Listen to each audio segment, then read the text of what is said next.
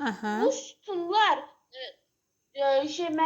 bu sütunlara ya dövr deyilir. Yox, bu Yox. sütunlar əsas və əlavə, yəni A-ya B-yə bölünürdü. Bölünür. Aha. Qruplar 1-dən 8-ə qədər nömrələnir. 1-dən 8-ə qədər, yəni 8A falan necə yazırdıq? Rum rəqəmi ilə nömrələnir. Rum rəqəmi, yaxşı?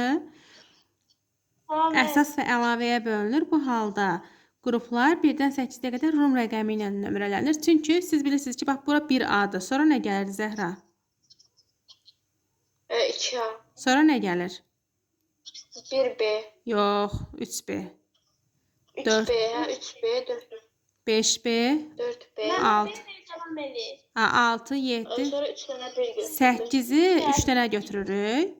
Sonra 1B, 2B gəlir, elə təzdən. Yenə burada 3A, 4A, 5A ta 8A-ya qədər. Yəni burada Rum rəqəmində 8-dən böyük rəqəm görmürsünüz. Ortalar da bax, görürsünüz balaca dilim dolaşdı.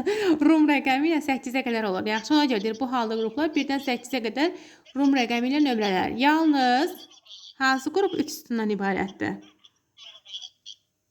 8A. 8B, 8B. 8B, bəli. 8B, 8, 9, 10-cu sütunları təşkil edirdi. Yadındadır da yəqin.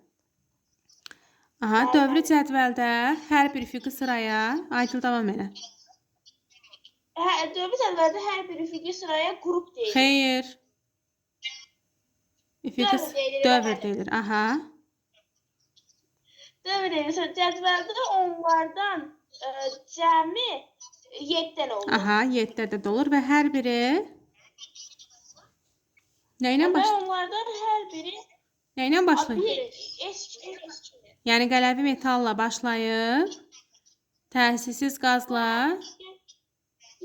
bitir.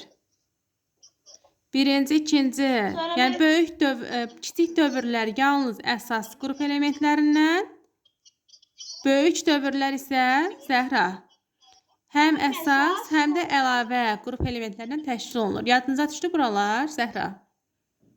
Bəli, müəllim. Aha.